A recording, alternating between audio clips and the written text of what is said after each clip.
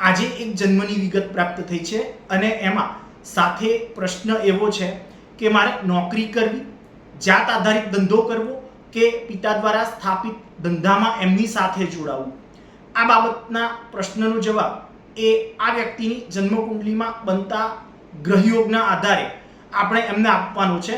તો ચાલો એમને એમની જન્મકુંડલીમાં બનતા ગ્રહયોગ અનુસાર એમના પ્રશ્નનો જવાબ એ આપી દઈએ. તો જન્મકુંડલીમાં બનતા ગ્રહયોગ મુજબ નોકરી કરવી, જાત આધારિત ધંધો કરવો કે પિતા દ્વારા સ્થાપિત કરવામાં આવેલ ધંધાને આગળ વધારવો, આ બાબતને જો જાણવી હોય અથવા જોવી હોય તો એના માટે પરાશર મુનિકૃત પારાશર હોરાશાસ્ત્ર આ ગ્રંથનું વર્ણન જો જોઈએ તો એના વર્ણન મુજબ કર્મસ્થાનમાં બનતો ગ્રહયોગ, કર્મસ્થાનમાં આવતી રાશિ, આના સ્વામી ગ્રહની સ્થિતિ, આ બાબતોને જોઈ અને બનતા ગ્રહયોગ મુજબ આ બાબતનો વિચાર કરવો જોઈએ, આવું કહેલું છે. આ રીતે જો જોઈએ તો તમારી જે જન્મકુંડલી છે એમાં જ્યાં લ લખ્યો છે ત્યાં 3 અર્થાત મિથુન રાશિ છે, એટલે મિથુન જન્મ લગ્નની આ જન્મકુંડલી છે એવું સમજવાનું છે. હવે જ્યાં લ અથવા 3 લખ્યું છે ત્યાંથી ઊંધી ઘડિયાળની દિશામાં જોતા જ્યાં 12 લખ્યું છે એ 10મો ભાવ યા તો કર્મસ્થાન છે. હવે આ 10મા ભાવમાં બનતા ગ્રહયોગ બાબતની જો વાત કરીએ અને એના વિશે જો જોઈએ તો આ 10મા ભાવમાં અર્થાત જ્યાં 12 લખ્યું છે ત્યાં કોઈ ગ્રહ નથી કે ગ્રહ સંજોગ બનતો નથી. એટલે હવે આ 10મા ભાવમાં યા તો કર્મસ્થાનમાં જે રાશિ આવે છે 12 અર્થાત મીન રાશિ, એના સ્વામી ગ્રહ ગુરુની સ્થિતિને જો જોઈએ તો આ ગુરુ જે છે એ 5મા ભાવમાં પોતાના નૈસર્ગિક શત્રુ ગ્રહ શુક્રની રાશિ 7 અર્થાત તુલા રાશિ એ જે આવે છે ત્યાં અને પોતાના સામાન્ય શત્રુ ગ્રહ રાહુની સાથે યુતિ કરી અને રહેલો છે. અને એટલે જ આજીવિકા હેતુ જો નોકરી જેવી બાબત અપનાવવામાં આવે તો એનાથી તમને લાભ નાશ થાય.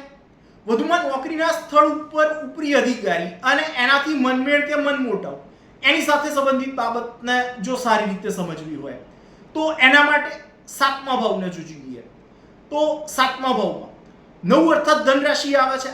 આ 7મા ભાવમાં 9 અર્થાત ધન રાશિ જ્યાં આવે છે ત્યાં કોઈ ગ્રહ નથી યા તો કોઈ ગ્રહ સંજોગ જે છે એ બનતો નથી.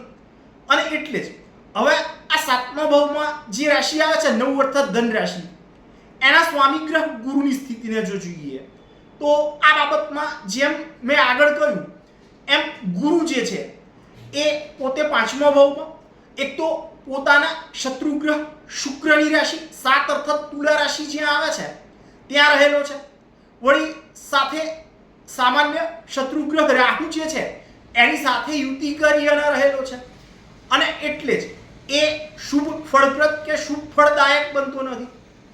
અને એટલે જ તમારા ઉપરી અધિકારી સાથે સંબંધિત બાબતની જો વાત કરીએ તો ઉપરી અધિકારી સાથે વાતે વાતે ગજગ્રાહ થાય, તાર તકરાર થાય, મનમોટાવ થાય, એના જેવી બાબતો જે છે એ સર્વ રીતે રહેવા પામે. ગાળાગાળી અને મારામારી જેવી બાબતો પણ કોઈ વાર ઉદ્ભવી જાય એવું દેખાય છે. અને આ કારણે જ નોકરીમાં પણ કોઈ પણ રીતે તમને ફાવટ ના જ આવે. હવે સ્વતંત્ર ધંધો કે જાત આધારે જો જાત આવડત મુજબ ધંધો કરાય તો કેવું રહે એ બાબત જો જોવી છે તો એના માટે 3જો ભાવ અર્થાત આવડત અને હોશિયારી એની સાથે સંબંધિત બાબત એ જ્યાં જોવાય છે એ ભાવને જો જોઈએ તો 3જા ભાવમાં 5 અર્થાત સિંહ રાશિ આવે છે. એનો સ્વામી ગ્રહ જે છે સૂર્ય એ ત્યાં જ 3જા ભાવમાં જ અર્થાત 5 જ્યાં લખ્યું છે ત્યાં જ પોતાના સામાન્ય મિત્ર ગ્રહ બુધની સાથે રહેલો છે. અને એટલે ધંધો ચલાવવા માટે બુદ્ધિ અને આવડત એ તમારામાં ભરપૂર પ્રમાણમાં છે. એ બાબત અહીંયા સારી રીતે દેખાય છે અને સર્વ રીતે સ્પષ્ટ થાય છે. જો ધંધામાં સાહસ વૃત્તિ એની સાથે સંબંધિત બાબતને જો જોઈએ તો 5મા ભાવમાં અર્થાત જ્યાં 7 લખ્યું છે ત્યાં ગુરુ અને રાહુ એવા નામના 2 ગ્રહો છે જે યુતિ કરી અને ગુરુ રાહુનો ચંડાળ યોગ બનાવે છે. આ રીતે આ ભાવ જે છે એ પોતે નિર્બળ બને છે. અને પાંચમા ભાવમાં આવતી રાશિ 7 અર્થાત તુલા રાશિ, એના સ્વામી ગ્રહની જો વાત કરીએ તો એનો સ્વામી ગ્રહ શુક્ર એ પોતે ચોથા ભાવમાં પોતાની નીચ રાશિ 6 અર્થાત કન્યા રાશિ એ જે આવે છે ત્યાં રહેલો છે. આ રીતે આ પાંચમો ભાવ જે છે એ પોતે નબળો યા તો નિર્બળ બને છે. અને એટલે જ જાત આધારે આદરેલ ક્યાં કરેલ એ ધંધા યા તો એના જેવી બાબત એમાં પણ તમને વિશેષ કરીને ઝાઝી સફળતા ના જ અપાવે. આવી બાબત જો આદરવામાં યા કરવામાં આવે તો એમાં પણ સર્વ રીતે નિષ્ફળતા મળવાનો યોગ એ તમારી જન્મકુંડલીમાં બને છે. વધુમાં 7મા ભાવમાં આવતી રાશિ 9 અર્થાત ધન રાશિ, એના સ્વામી ગ્રહ ગુરુની સાથે રહેલો રાહુ એ સર્વ રીતે તમને સારી લાભદાયક બાબતો બતાવે અને નફાના બદલે સરવાળો કરી અને નુકસાન પહેરાવી જાય એવી બાબત દેખાય છે. અર્થાત જાત આધારે કરેલ યા આદરેલ જે ધંધો છે એના જેવી બાબત એ લાભપ્રદ કે લાભદાયક ના જ નીવડે એવું તમારી જન્મકુંડલીમાં બનતા ગ્રહયોગના આધારે મને દેખાય છે.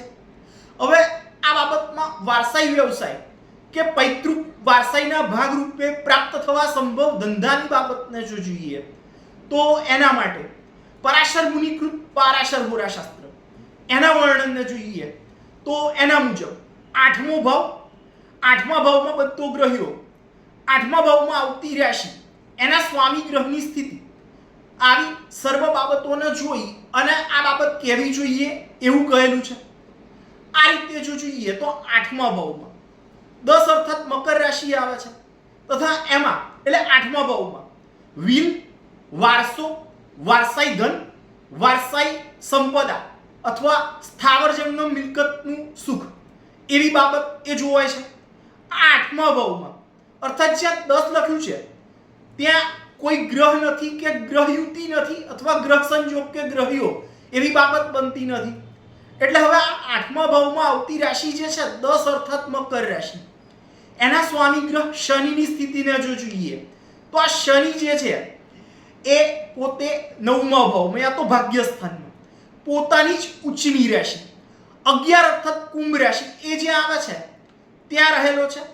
અને એના ઉપર 3જા ભાવમાં આવતી રાશિ 5 અર્થાત સિંહ રાશિ, એના સ્વામી ગ્રહ અને પિતાના કારક ગ્રહ એવા સૂર્યની પૂર્ણ 7મી દ્રષ્ટિ છે.